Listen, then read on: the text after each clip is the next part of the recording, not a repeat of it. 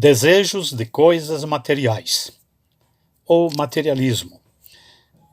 Segunda parte.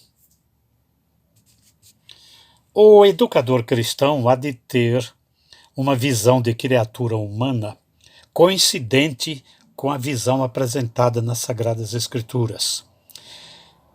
E as Sagradas Escrituras dão dele um retrato especial, e muito especial. Veja o homem de Provérbios, capítulo 20, versículo 27.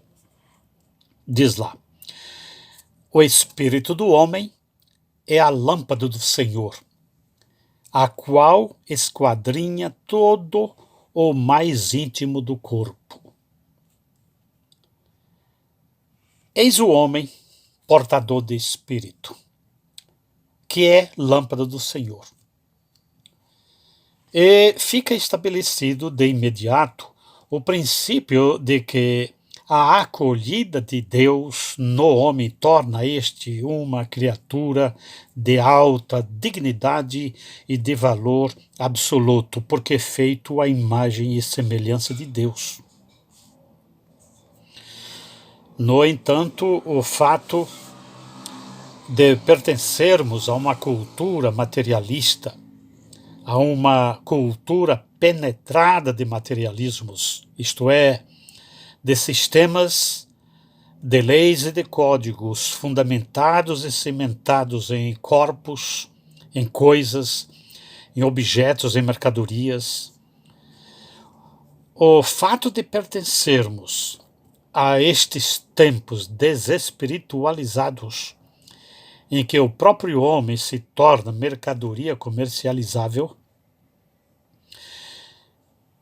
este fato embaça nossa visão da alma como realidade primordial do homem, a tal ponto de muitos julgarem que a alma é algo virtual, algo abstrato, como se tratasse de uma vagueza, de uma nebulosidade, uma indeterminação. É claro que o homem é um ser multidimensional. É ser psíquico, corporal, social e moral. E o educador cristão há de levar isso em conta, mas terá de concebê-lo como um ser espiritual. O primado deve ser dado ao espiritual.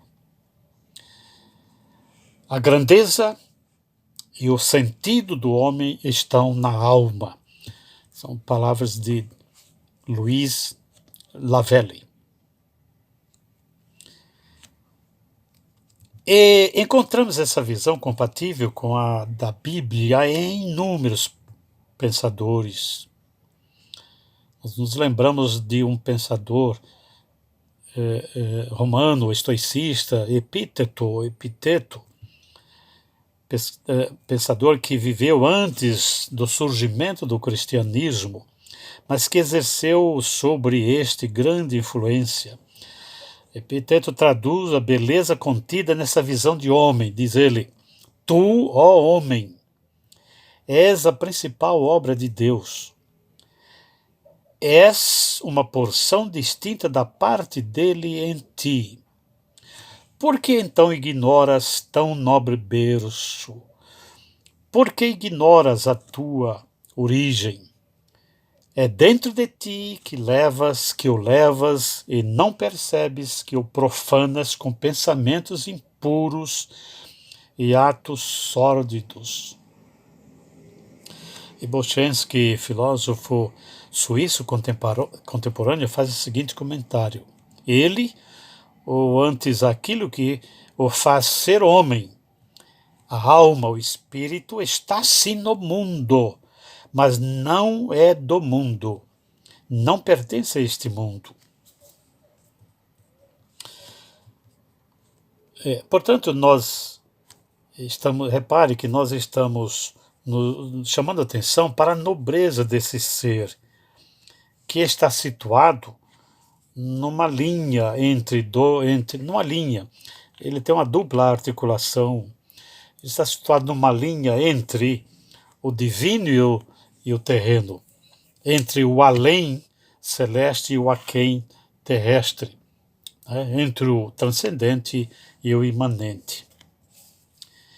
E houvesse tempo aqui, e nós nos deteríamos refletindo acerca da tensão ou da luta, pois se trata de uma luta, de um cabo de guerra mesmo, entre os dois planos. De um lado, as forças do espírito puxando e atraindo para o alto, puxando o homem. O alto é a vocação do homem, o seu chamado para elevar-se, para aperfeiçoar-se, cultivar-se, educar-se, enfim. Já falaram sobre a existência de cordões de ouro puxando o homem para cima. E de outro lado, cordões de espécie diferente, dando puxões no homem para baixo. Desculpa. Puxando o homem para baixo, para o corpo, para a matéria e as coisas do entorno. Diríamos, para os bens deste mundo. A comida, a bebida, as roupas, os eletrodomésticos, o carro, a moto e por aí vai. Portanto, queremos aqui chamar a atenção para essa espécie de movimento, né? Um caminho para cima, para o espírito, e um caminho para baixo, né? Inclusive, se bobear, para a decadência.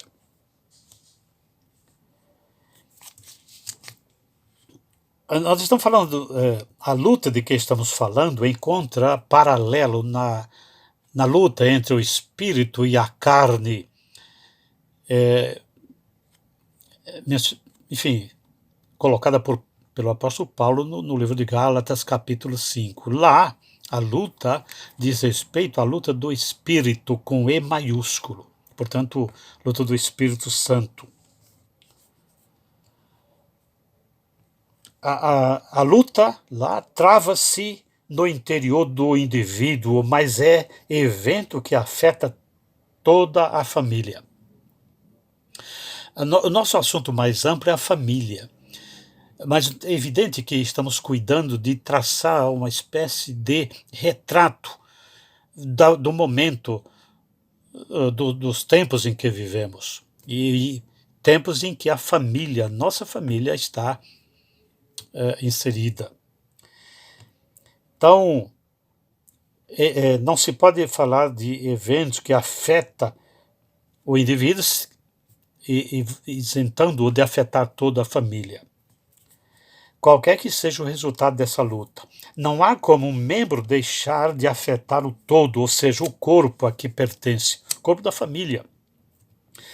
Mas os efeitos dessa luta vão bem além da família. Expande-se para além, para todo o espaço da sociedade e da história. O conjunto de famílias que se está deixando vencer, que impacta e muito a natureza profunda da cultura em que estamos inseridos.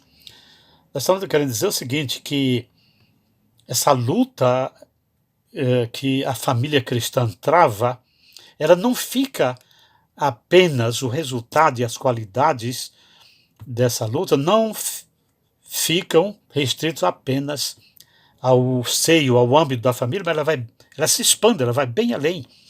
Ela afeta a sociedade como um todo, né?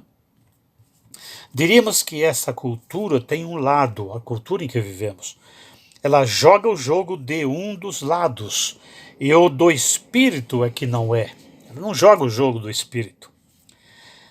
Percebamos a aberração, a inversão, uma verdadeira monstruosidade que se opera à nossa volta em nossa cultura.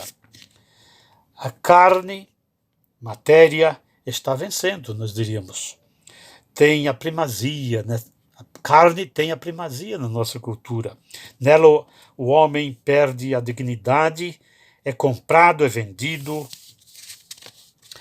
é negociado, é trocado, é abusado, enquanto que o mundo dos objetos e das coisas é amado, é querido, é desejado, é idolatrado. Isso é uma verdade que estamos ouvindo, costumeiramente ouvindo nos púlpitos, os pastores pregam. Quer dizer, uma inversão terrível. Essa dignidade do ser humano se perde, né? Enquanto que a matéria, os objetos, o mundo das coisas ganham dignidade, né? São amadas, são desejadas, são buscadas, são protegidas, são seguradas em detrimento do homem. Quer dizer, é como se o homem tivesse sido feito para as mercadorias, as coisas, e não o contrário. E o educador cristão há que estar alerta e vigilante quanto a tudo isso. Muito grato.